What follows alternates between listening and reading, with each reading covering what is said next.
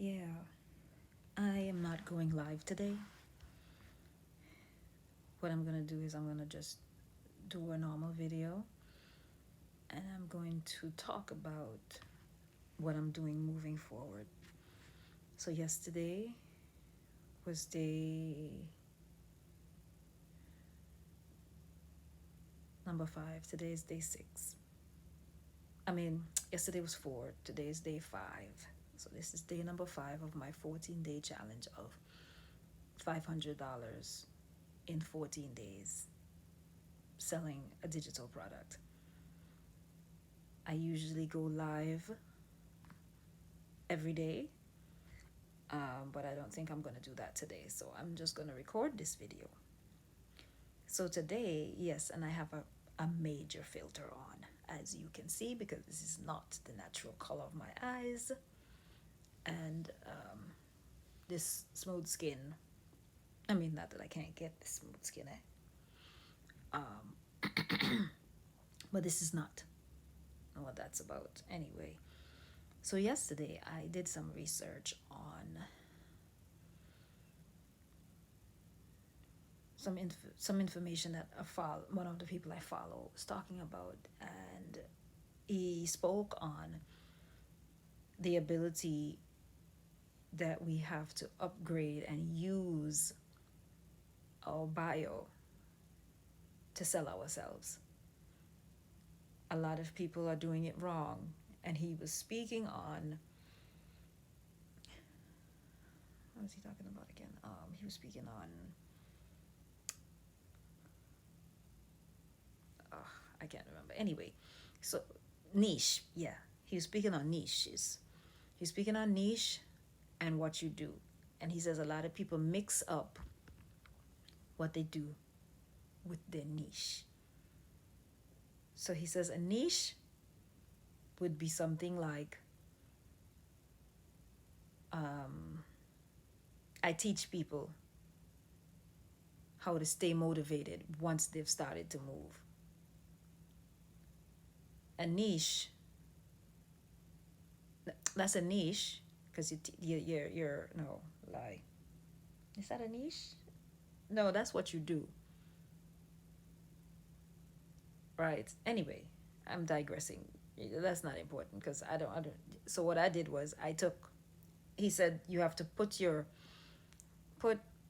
what you do in your bio, and then your niche. Um, I changed my bio yesterday. I changed my bio here on TikTok, and I changed my bio on my YouTube channel. Now there's a link to my YouTube channel because I came to the revelation. I came to the realization that I can sell digital products and I can be a digital creator, but I want it to be specifically in my particular area or niche, which is persons with disabilities. I had a whole emotional, I wouldn't say meltdown, but I got emotional yesterday talking about the bias experiences that people with disabilities experience at the hands of ableism, and how it's it stems from the charity model. And I am here to just rule out that charity model. Now, I'm not saying rule out the charity model, period, because you will need the charity model, but this is the charity model, and behind the charity model, you have the attitudinal barriers that hold the charity model in a chokehold.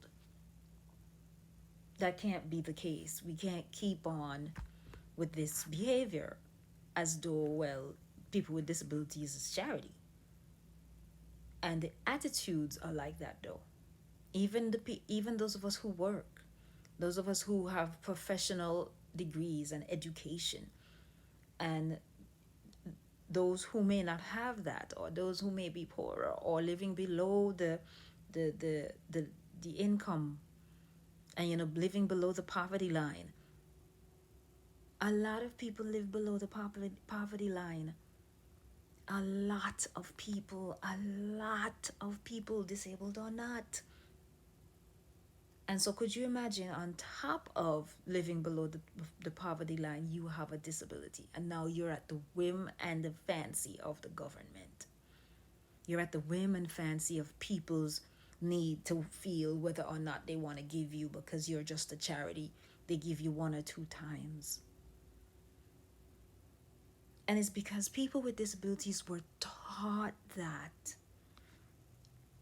Children are taught that your disability means you're different. They grow up feeling that way, and so sometimes if they're academic, they'll become an overachiever, or they'll feel less than, they feel let me tell you, the feeling of unworthiness plagues my niche. Women and girls who exploited and made to feel less than. And then you have those who are on all the levels of the spectrum in terms of the frequencies and the mindsets. You have those that are poor and feel that they're not worthy. Then you have those who are not, who may be able to go to school and might have the physical capacity to go to school, and they'll step up and they'll come out of poverty and they'll move forward in life. But those on the lower level, those living below the poverty line, or just at the poverty line, or just living hand to mouth and scarcely that, those are the ones that struggle and have the most abuse and the most neglect. Those are the ones that the charity model starts with, but it doesn't end there. It moves on to other people who, so long as you have a disability, or so long as you're in the movement doing anything for persons with disabilities, or you as a person with a disability is moving forward in the movement, the first thing that people think is charity. Are you a non-profit? Are you a 501c3? Because they look at it as a charity. And the first thing they'll say, even in the business space, is, oh, once you, if you want to, if you want to get money for that and you want to get it for free, just become a 501c3. It's the charity model mindset at work. It's the charity model. And people only see those who are poor, even if you're not disabled.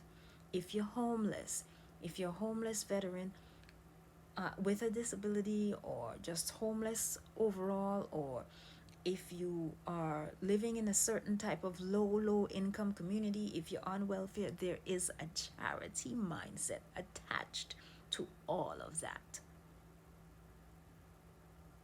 There is a charity mindset. And my job as an advocate and an inclusion specialist is to teach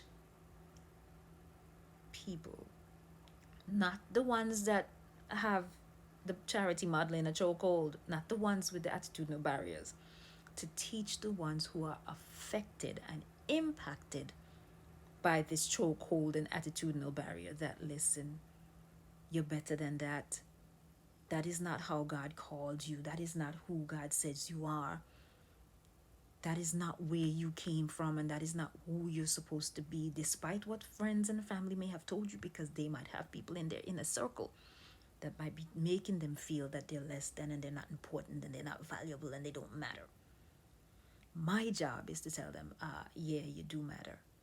My job is to let them know that, yeah, you might sometimes have to be quiet about your growth, because people are not going to be happy when you're changing. They'll notice it, and they'll want to know where it's coming from. And then you just be like, okay, well, I decided to make a change, and I'm happy with it. So yeah, that's my mission. So I made some changes to my platform. So between my TikTok shop and my YouTube channel and my Instagram page, I'm going to be moving forward with a lot of my goals and my vision for people with disabilities. Cha-ching.